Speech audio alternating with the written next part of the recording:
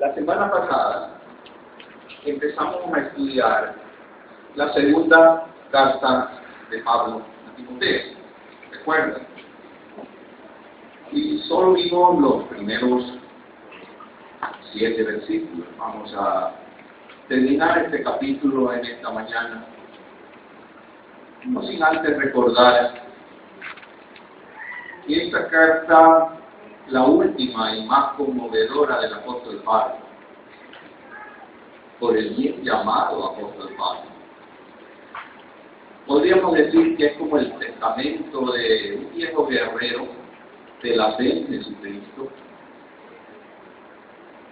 que la deja a su amado, fiel, joven discípulo, Timoteo, para que continúe la tarea de un verdadero cristiano en un mundo perdido.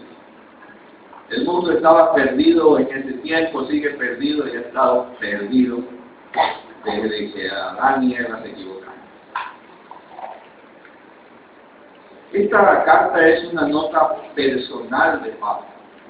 Lo vemos diferente, que aunque es bien concreto y por eso hay que desmenuzarla un poquito, porque siempre va al grano, Pablo muestra mucha ternura y cariño en esta carta. Revela sus emociones más que su intelecto. Escribe esta carta Pablo como hombre maduro y experimentado con el corazón. Y tenemos que tener presente esa situación que tenía Pablo para escribir esta carta. Una vida cargada de experiencia al servicio del Evangelio y llena de sacrificios y desprendimientos, como fue la vida de Pablo. Estaba por concluir, estaba preso, hemos visto, y estaba listo a morir. Estaba solo, pero no se lamenta de lo que él ha hecho. Más bien anima a los que han de venir a hacer una tarea como la que él hizo. Y eso es lo que lo anima a escribirle a Timoteo para que él se preocupe a la vez por otros, para la transmisión del Evangelio que le fue encomendado a él. Él está acercándose a la muerte y no tiene miedo, porque él está convencido de que al fin de su carrera, de esa carrera, de esa batalla de la fe, él va a tener su recompensa. Durante toda la carta, él va a recordar que la tarea de un cristiano es como la del soldado. Y posiblemente le dice a Timoteo esto de que hay que ser como soldado y hay que batallar y he peleado la batalla de la fe. Porque en ese pueblito de donde era originario Timoteo, Listra, César Augusto César, el año 6 antes de Jesucristo, como ese era un pueblo muy rebelde en el Asia, esta zona del Asia Menor, los romanos decidieron poner en este pueblo pobre, porque estaba muy venido a menos, aunque tenía el templo a Júpiter y Mercurio, Zeus y Hermes, según la mitología de los pueblos romanos y griegos. Entonces había un campamento, una fortaleza de soldados, así que se me ocurre pensar que Timoteo estaba muy atento. En esos tiempos debe haber sido más visible un cuartel de soldados. Si ahora es visible en una ciudad grande, pues en esos tiempos un cuartel de soldados debe haber sido muy visible y estaban muy ligados a la sociedad como tal. Así que las costumbres de los soldados y la tarea de los soldados debe haber sido muy clara. Se me ocurre pensar, muy bien por cierto, decir que los cristianos son como soldados.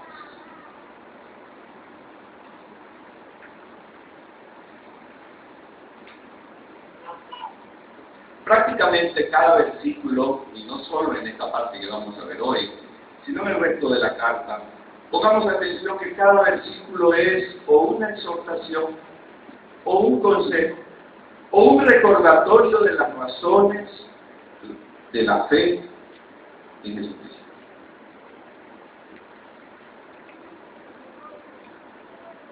Nosotros vamos a ver las correspondientes al primer capítulo, la parte que nos queda. Vamos a leerla de corrido para ir viendo versículo por versículo, como se lo estoy diciendo ahora, para poder desmenuzarlo un poquito.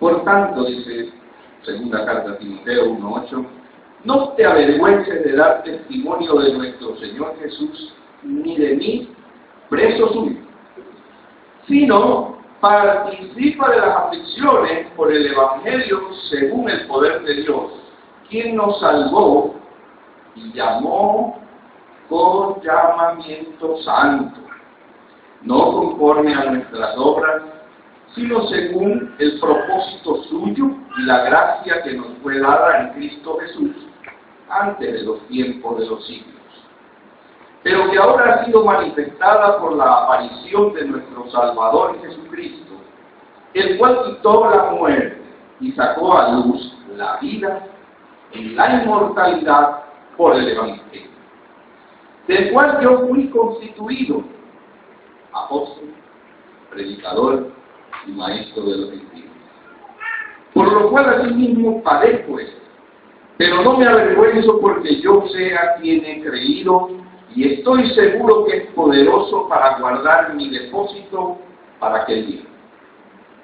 Retén la forma de las sanas palabras que de mí oíste, en la fe y amor que es en Cristo Jesús.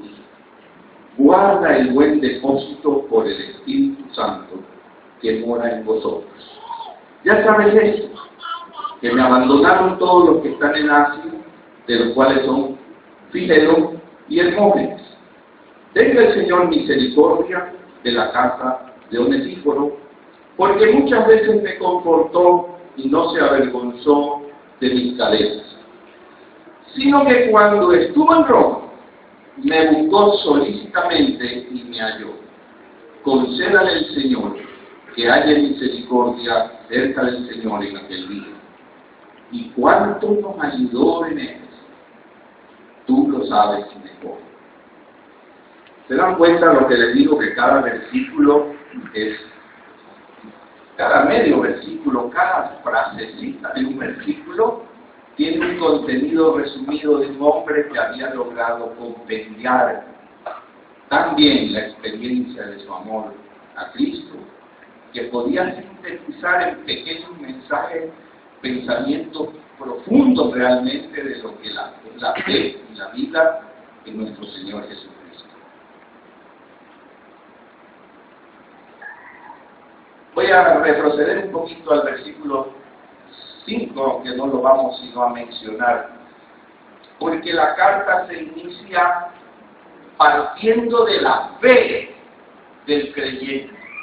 La carta está constituida para los creyentes y sobre todo para Timoteo, que ya era un creyente con experiencia. Y por eso le habla Pablo de su fe y luego le dice en el versículo 5, la fe no fingida que hay en ti. Yo sé, Timoteo, que en ti hay fe no fingida. O sea que es fingida, ¿no? Según él. Pero en todo caso, Pablo le dice a Timoteo, en ti hay fe. Yo lo he comprobado, yo lo sé, el Señor también lo sabe. Entonces le dice Pablo en el versículo 6, y luego en el 7. Si tú tienes fe verdadera en Jesucristo, entonces, versículo 6, te aconsejo que avives el fuego del don de Dios que está en ti por la imposición de mis manos. ¿Qué don? Pues el don del Espíritu Santo que tenemos todos los creyentes en Jesucristo, y que nos llena como dice a continuación esta carta, no con un espíritu de cobardía, sino de poder, de amor y de dominio propio. Poder para actuar en circunstancias difíciles, amor para trabajar desinteresadamente por los demás en el nombre del Señor, y dominio propio o cordura o prudencia, como mencionan otros traductores el significado de esa palabra derivada del griego, para obrar con ecuanimidad, para enfrentar las circunstancias que nos rodean. Hasta allí nosotros habíamos visto la semana pasada.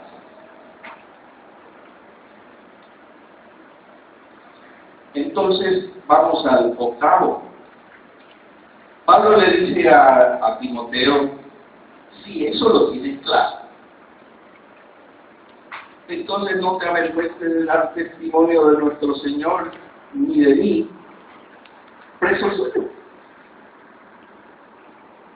Si todo eso tenemos, no podemos avergonzarnos de hablar de Jesucristo y de su evangelio, de su verdad, de su ministerio, ni tampoco de los hermanos que han trabajado junto a cada uno de nosotros, ayudando a que nuestra fe crezca, ayudando a que nuestra fe se desarrolle, enseñándonos con paciencia y predicando permanentemente.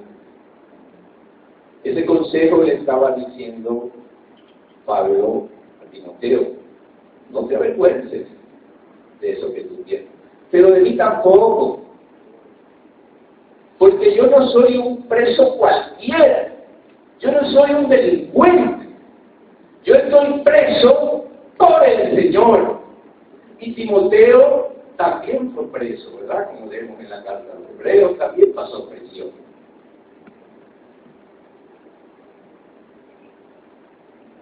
No podemos avergonzarnos de la verdad que llevamos dentro.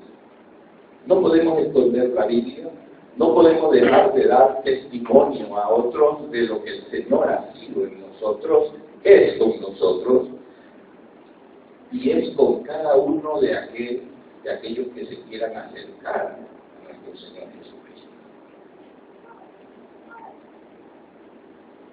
Debemos confrontar a los demás como cristianos y no como mundanos.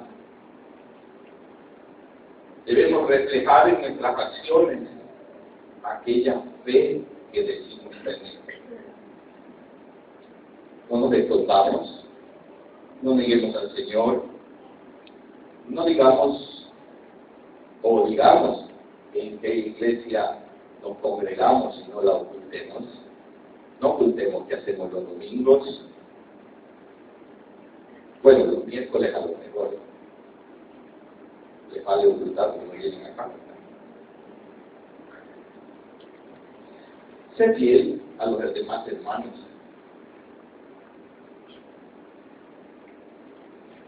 Aun cuando esté en una situación sufrida, a una situación con aflicciones, se fiel a los hermanos. Así como estaba Pablo y pedía fidelidad, amistad, toda una vida y no tenía a nadie junto a él. Él estaba preso y listo para morir. Pero él, como hombre inteligente y hombre de Dios, estaba perfectamente clara de que cuando un líder se debilita, como estaba Pablo débil, perseguido por sus enemigos, había sido preso, entonces cuando un líder se debilita, las ambiciones de sus seguidores, y con mayor razón las ambiciones de sus enemigos, salen a flote. Y por eso Pablo le dice esto a Timoteo para darle ánimo, porque sabía que en Asia había problemas, le está diciendo, y al final vamos a ver, que los de Asia lo han dejado solo. Ese sitio donde Pablo pasó tantos años predicando y enseñando. La capital de esa zona era Éfeso. Pablo pasó muchos años en Éfeso y sus primeros viajes fueron visitando todos esos pueblos. Ahí conoció a Timoteo y a su familia. Los enemigos y los ambiciosos van a estar listos a atacar a aquel que puede continuar esa línea de acción. Y la gente sabía que Timoteo estaba escogido y era una situación peligrosa. Porque aun cuando no haya persecución, compartir el Evangelio siempre es peligroso. Siempre es peligroso. Afortunadamente nosotros tenemos al Espíritu Santo. Y Timoteo y Pablo también lo tenían. Para poder con valor enfrentar las situaciones que se nos presentan. Que nadie se avergüence de testificar de Jesucristo.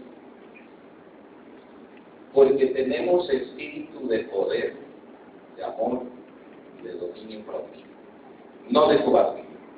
Le sigue diciendo Pablo a Timoteo, no te avergüences, yo soy ni de Dios, ni de mí, yo soy preso suyo, sino participa de las aflicciones por el Evangelio según el poder de Dios. Le decía que no hay Evangelio verdadero sin aflicciones. No hay verdadero Evangelio sin aflicciones.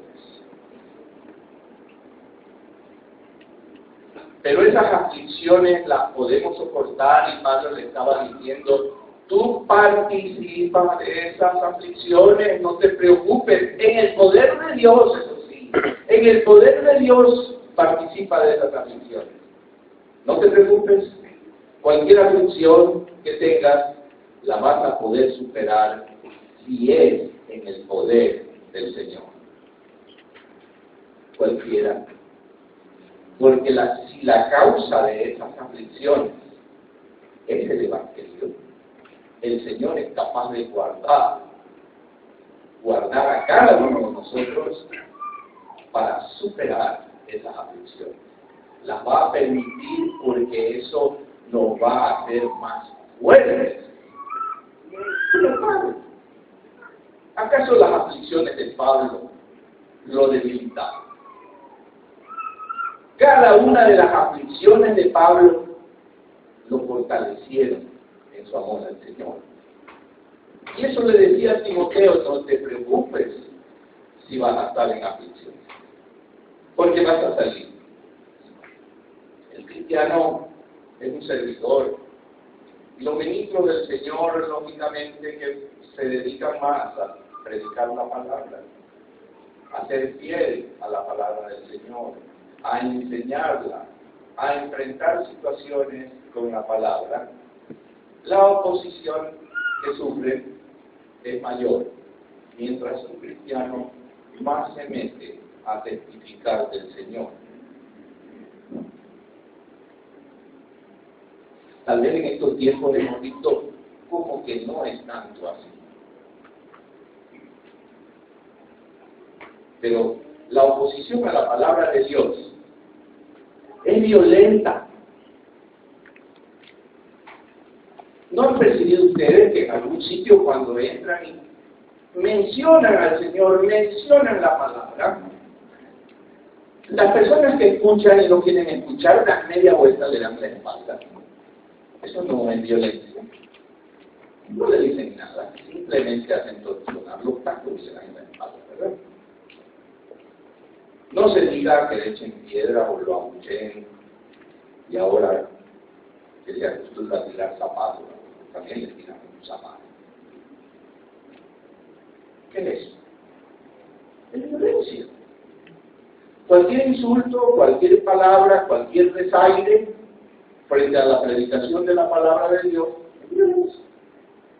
Entonces no nos asustemos de lo que puede ocurrir con la predicación de la palabra. Por eso Pablo dice, no, sé recio, ten fuerza, paciencia, trabaja duro para poder cumplir la tarea que el Señor encomienda. Estas aflicciones de esos días siguen ahora, aunque no aparentemente en algunos sitios, como en nuestra ciudad, en nuestro país, no tan fuerte, pero sí, las planificaciones, las tareas para desmantelar, para oponerse a la predicación del Evangelio, sí. Y yo sí quiero decirles hoy que eso se pondrá peor. Así que la carta de Pablo a Timoteo toma vigencia mucho en estos tiempos. Vendrán días muy difíciles, donde volverán a perseguirnos y tendremos que estar firmes, como Pablo le dice a Timoteo. Y luego viene en el versículo 9 lo que Pablo le recuerda, una síntesis preciosa del ministerio de Jesucristo. Se lo recuerda a Timoteo, simplemente o seguramente para darle forma a la carta, ¿no? Timoteo lo sabía perfectamente, pero le resume de una manera hermosa a Timoteo en este versículo, recordándole que Dios nos salvó y nos llamó con llamamiento santo, no conforme a nuestras obras, sino según el propósito suyo y la gracia que nos fue dada en Cristo Jesús antes de los tiempos de los siglos. ¿Verdad que es una síntesis hermosísima? Está muy claro que la salvación es porque Dios así lo planificó y lo ejecutó, y por su gracia, no por ninguna cosa que nosotros hagamos. No tenemos mérito alguno para recibir al Señor, sino la buena voluntad, la buena disposición de aceptar ese regalo precioso de la salvación. Eso es no conforme a nuestras obras. Y nos llamó al aceptarlo a Él. Nos decía, ven. ¿Verdad? Que nos dijo, ven a cada uno de nosotros. Pero su llamamiento es un llamamiento santo. Nos mandó a separarnos para Él. Y si somos para Él, tenemos que santificarnos en su nombre. Y eso es la regeneración de toda una vida y hasta la vida. Porque ese plan del Señor dice que fue antes de los tiempos de los siglos. Eso es en la eternidad. El Señor nos tuvo en su seno. El Señor nos tuvo dentro. El Señor nos tuvo en sus pensamientos. No vinimos a este mundo por gusto. Si Él nos mandó con propósito. Y eso es lo que está diciendo Pablo aquí de manera resumidísima. Nos mandó con propósito y por su voluntad. ¿Podemos entender eso? No somos cualquier cosa, ni el llamamiento que el Señor nos hizo es un llamamiento cualquiera. Por eso le dice Pablo a Timoteo, es que yo soy preso de Jesucristo. No soy un cualquiera. Lo que yo estoy pasando, lo paso porque amo y conozco a ese mi Señor. Pero a veces creemos o pensamos, o no pensamos, debe ser que no pensamos, que el llamamiento del Señor es algo especial, que estábamos en su corazón y que por algo estamos aquí y que por algo somos sus hijos. Y nos llamamos hijos de Dios y no entendemos el llamamiento santo. Por eso Pablo le dice a Timoteo que recuerde, ¿no? Si todo esto es verdad, recuerda que Dios nos salvó y nos llamó con un llamamiento santo, no conforme a lo que nosotros hagamos. Todo lo que hacemos nosotros son como trapos sucios, ¿verdad? Y estamos en Cristo Jesús desde la eternidad. ¿No les parece hermoso? Así que hagan lo que hagan. Y nuestro hermano Wilson algo dijo de él. Aquí hagan lo que hagan. Si no es en el Señor, no sirve para nada. El mundo te premiará. El mundo te hará homenajes justos. Peleará por pasarte a la historia. Pero a la hora de la verdad, el fuego lo consumirá si no es en el nombre del Señor. Nuestro sufrimiento no es más que una parte de ese llamamiento santo, que nos purifica, que nos cambia, que el fuego nos modela como a los metales. Ese sufrimiento es el crisol del que va a salir una vida dispuesta, preparada para encontrarse con nuestro Señor. Ese mismo poder que nos salva, por eso es santo. Ese mismo poder que nos salva, nos fortalece para la batalla. Tenemos que confiar en eso, porque eso está en la palabra. Ese poder que nos salva, nos fortalece para la batalla. Ahora viene un pensamiento que quisiera con esto terminarle de dar forma. Si Dios nos permite que nosotros suframos por ser herederos de su salvación, esto es maravilloso, ¿no es cierto? ¿Cómo podemos entender la salvación? Es maravillosa, no lo podemos entender, pero sí. Si Él nos permite sufrir porque somos salvos por Él, ¿de qué nos quejamos cuando tenemos que soportar algo?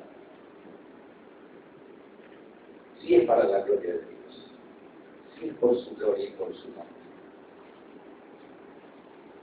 Si Dios tiene, de hecho tiene, lo hemos dicho, la palabra lo dice, tiene un propósito desde el principio de los tiempos. Entonces dejémosle cumplir su propósito en nosotros. Eso le decía Pablo a Timoteo, deja que el Señor haga la obra que empezó en ti. Deja. Preocúpate de mantener todo centrado en Cristo Jesús. Vemos claramente que Pablo hace un resumen del ministerio de nuestro Señor.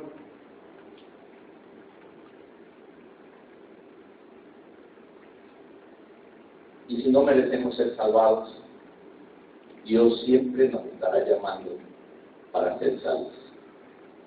Aunque no lo merezcamos, aunque no lo entendamos, aunque seamos una basura o así nos sintamos, el Señor siempre nos estará llamando. Pero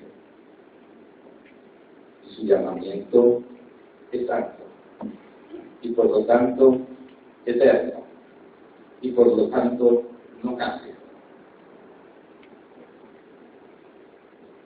¿Cómo sabemos todo esto? El Señor había escrito su palabra, venía escribiendo a través de profetas y de escribas y de amantes de su corazón, hasta que Jesucristo, Dios encarnado, tuvo que venir a la tierra para terminar de explicarnos aquello que no entendíamos. Vivimos el año 2013 y todavía no se entiende. ¿Por qué? Porque no se quiere entender. Le dice Pablo a Timoteo en el versículo 10, esa verdad que ahora ha sido manifestada por la aparición de nuestro Salvador Jesucristo, el cual quitó la muerte y sacó a luz la vida y la inmortalidad por el Evangelio. Clarísimo, ¿verdad? Clarísimo cuando nosotros ya caminamos en el Señor y podemos entender esta frase tan sintética que dice tanto de nuestra vida en el Señor. Y a Timoteo se le estaba recordando, y a las iglesias les quedó, y a nosotros, gracias a la misericordia de Dios, nos queda para entender mejor lo que es la vida en el Señor. Pero tenemos que pensar y repensar esto. Es la aparición de nuestro Salvador Jesucristo lo que hace explotar la verdad del Evangelio. Sin Jesucristo, las verdades habrían seguido estando ocultas. Pero con Jesucristo apareció la luz, toda la luz. Dice, la aparición de nuestro Salvador Jesucristo, el cual quitó la muerte y sacó a luz la vida y la inmortalidad por el Evangelio. La venida de nuestro Señor quitó la muerte. Pero si los creyentes seguimos muriendo. Claro que sí. Pero a un creyente se le quitó el temor a la muerte. Ese aguijón del que habla la primera carta a los Corintios. ¿Dónde estaba muerte tu aguijón? ¿Dónde? Ya no me duele el morir. Por eso Pablo puede enfrentar la muerte de esta manera. Ya no me duele morir, porque Cristo quitó la muerte eterna, la muerte espiritual. Y entonces para un creyente, el morir en Cristo es ganancia, es llegar con Él. Jesucristo quitó la muerte. No hay que tenerle temor. Y Pablo no lo demuestra en esta carta. Qué serenidad, qué claridad de pensamiento, qué amor, no obstante todo lo que había pasado. Ni un solo lamento, porque aún lo que vamos a leer después no es un lamento, es como una advertencia a Timoteo. Jesucristo nos perdona de nuestros pecados y nos cambia de muerte a vida. Y aquí se menciona que nos da inmortalidad, vida eterna, que es la verdadera vida. ¿Para qué? Para andar en luz. Si nosotros fuimos rescatados de la muerte, que es equivalente a las tinieblas, vivir en las tinieblas, nosotros los cristianos tenemos que vivir en luz, porque Jesucristo es luz. Nosotros no nos escondemos de nadie, ¿verdad? Nosotros dormimos tranquilos por la noche, me imagino, si es que no vamos a conciertos, ¿no? Pero debemos dormir tranquilos, ¿no? Nosotros la noche la usamos para descansar, porque somos gente de la luz, nosotros estamos de día, que nos vean, así deberíamos ser. No como los ladrones que andan hurtadillas, ¿verdad?, haciendo cositas por las noches. ¿Ah?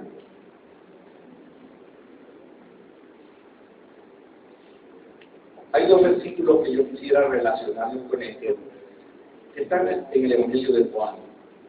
El uno es el 1:4.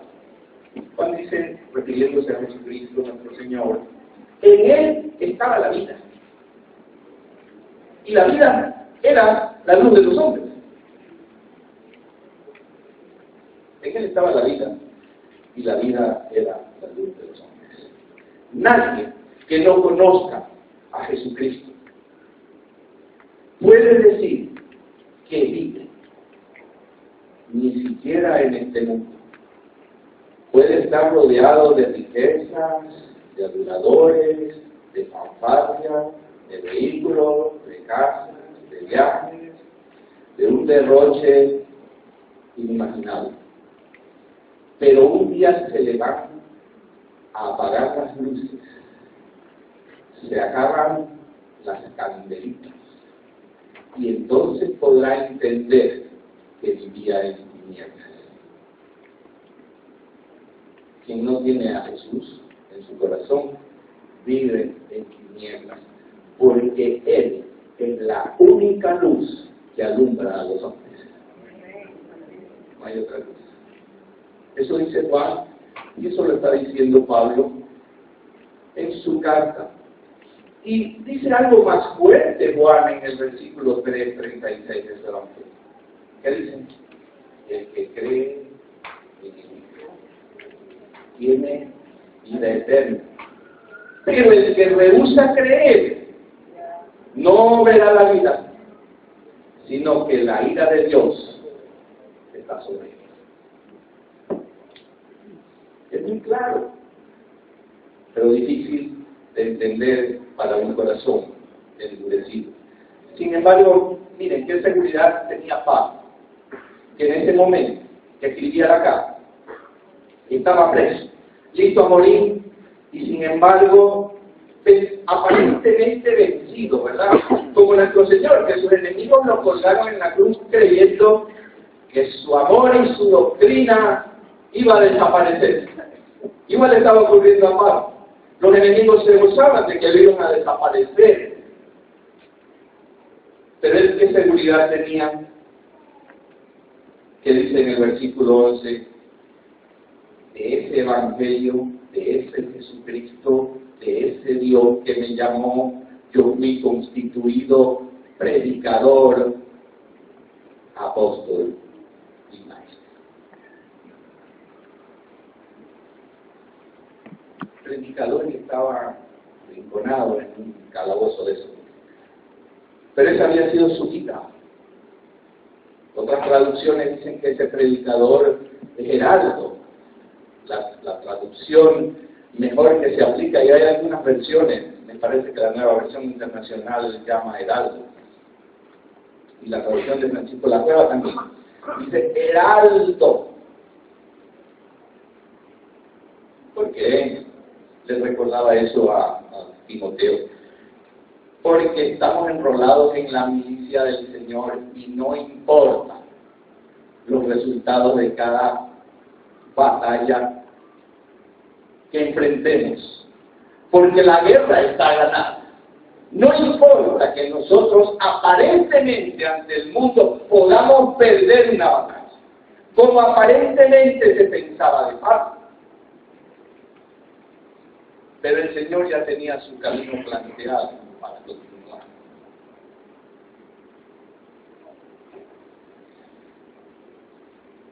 Y nosotros tenemos que estar listos porque, de acuerdo a su llamado, para el cual el Señor nos dio el don del Espíritu Santo, nos va a encargar funciones, y tenemos que recordarlas como Pablo está diciendo, para las cuales solo avivando ese don que tenemos dentro podremos cumplirlas. El Señor no nos regaló su Santo Espíritu en nosotros para que lo tengamos escondido. Y por eso Pablo le dice a Timoteo, avívalo, porque eres un soldado del Señor. Y por eso en el versículo 12 le dice: asimismo padezco esto, pero no me avergüenzo, porque yo sé a quién he creído, y estoy seguro que es poderoso para guardar mi depósito para aquel día. Una interpretación más bonita y más cercana al significado de la palabra griega es el yo sé a quien he creído. Pero la traducción hay que entenderla como yo conozco a quien he creído. Y ese Dios que vino a mí y me llamó es poderoso para guardar el depósito que me dio. Eso. Y ese depósito podemos entenderlo de dos maneras, ¿no? Pablo debe haberlo tenido en su cabeza al escribirlo, o tres. Ese depósito es mi salvación, producto de la palabra de Dios. Pero también es el depósito que tengo que guardarlo para que otros vengan al conocimiento de Jesucristo igual que yo un día llegué a Él.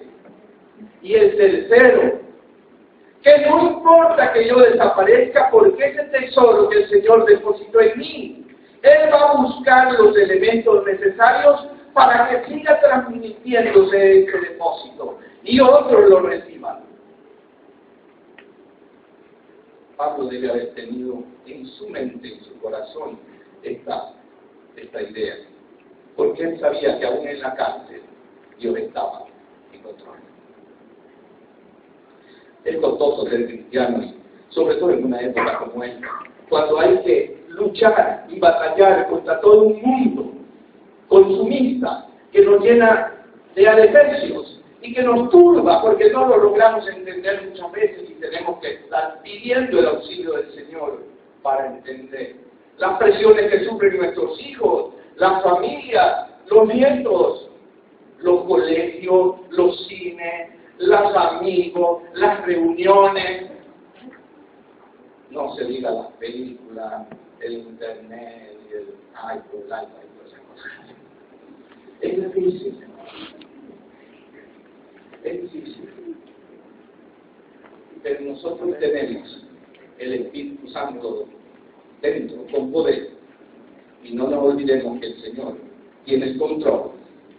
Retén la forma de las palabras que de mí oíste, en la fe y amor que es en Cristo Jesús. Guarda el buen depósito por el Espíritu Santo que muere en nosotros.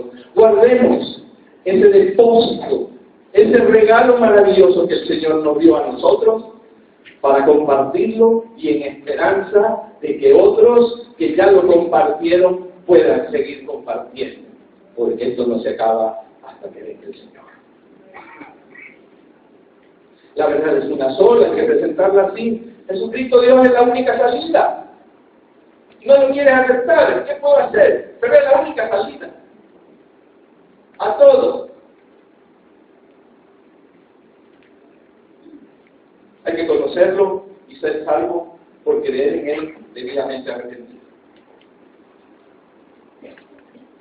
Y basta. Resumen. Pero el Señor se lo ofrece por gracia, no porque usted haga un pocotón de cosas. El Señor se lo ofrece por gracia. Lo llama un llamamiento santo. Y recuerde que tiene un propósito para usted. El capítulo termina haciendo referencia al comportamiento de los cristianos como eran en esos tiempos y también ahora, ¿verdad? En el versículo 15 dice: ya sabes esto, que me abandonaron todos los que están en Asia, de los cuales son Figelo y Hermógenes. Pero qué hermoso, Pablo. El versículo llega hasta ahí. No dice más. ¿Sabes? Me abandonaron. Después va a decir que solo Lucas está con él, pero los de Asia, toditos, me abandonaron. No dice la Biblia más de Figelo y Hermón, no sé más, pero se supone que deben haber sido unos líderes, ¿no? Se supone, porque si no, ¿para qué los destacan? Todos los de Asia dicen, y eso, Figelo y Hermón, ¿te acuerdas de ellos? Bueno, me han abandonado, pero no los juzga, porque ¿saben qué? Para Pablo era más importante, y seguramente habrá orado por ellos, para que su fidelidad se mantenga, porque no dice que han apostatado de la fe, solo dice que lo han abandonado a Pablo. Y por eso lo importante para Pablo es que la fidelidad sea al Señor y no a los hombres, no a Él. No comenta más. Y le dice, ¿saben qué? En cambio, Onesíforo, hombre, ese también es de Asia. Y me buscó en Roma y me encontró. Y me confortó, dice el versículo. Tenga el Señor misericordia de la casa de Onesíforo. Porque muchas veces me confortó. Y ese confortó lleva implícito también el significado de me llevó alimentos. Llevó algo a la prisión. Porque esta carta está llena de gratitud. Pablo siempre fue un hombre grato. No obstante todos los padecimientos, él nos decía regocijarnos siempre en el Señor. Nos dejó dicho eso. Darle gracias a Dios en todo, por todo. Y había padecido. Bueno, y eso es lo que conocemos, y lo que no conocemos, ¿cuánto habrá padecido? Y era un hombre capaz de tener gratitud. Entonces se emociona ante la gratitud y la fidelidad de un hombre como Onesíforo, que viaja a Roma a buscarlo. Y en esos tiempos las direcciones eran complicadas, me imagino, ¿no? Y en las prisiones, quién sabe si ni los registros habrán tenido. Y lo encontró, y se gozó de estar con él. Dios tenga misericordia de él. ¿Te acuerdas cómo nos ayuda en Éfeso? Tú lo sabes mejor, así termina este primer capítulo. Podemos preguntarnos, ¿cómo fue posible que un hombre aguerrido, audaz, valiente, educado, predicador incansable, judío de nacimiento y romano de ciudadanía, que hablaba muchos idiomas, pudo haber escogido y discipulado a un hombre como Timoteo, clínico, débil, enfermizo, salido de un pueblo pobre, que era medio judío, medio griego?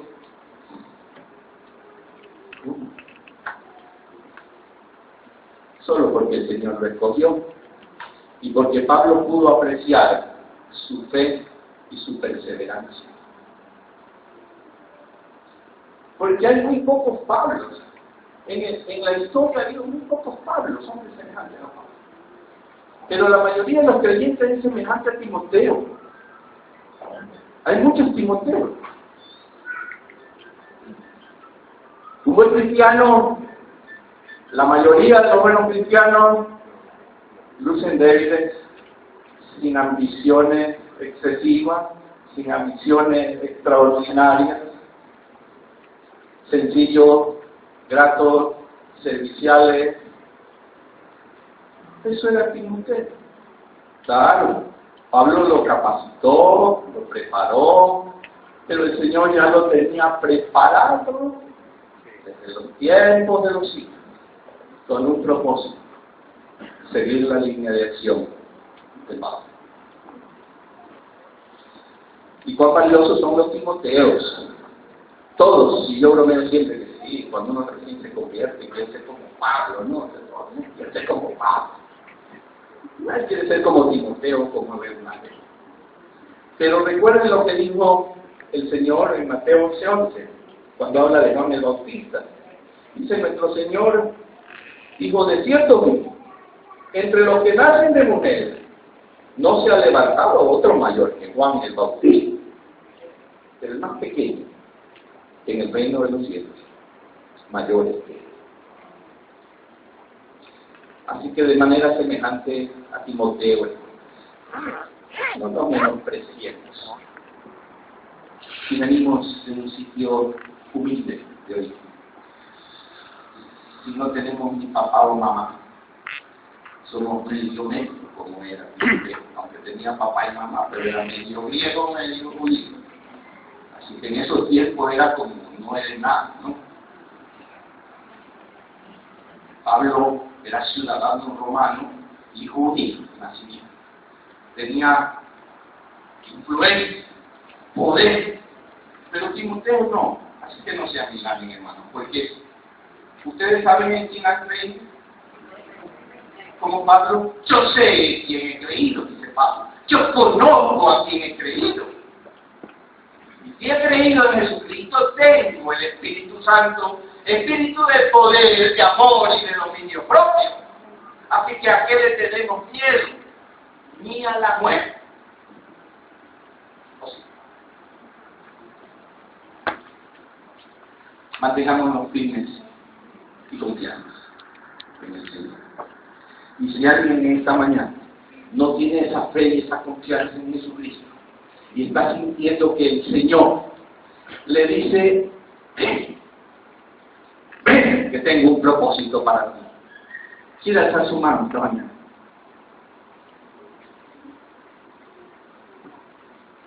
¿Alguien a quien Jesús rinde?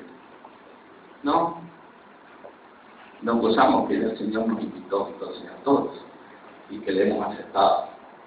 Así que mantengámonos firmes y constantes en la fe que Él nos regaló y abriremos el don que está en nosotros.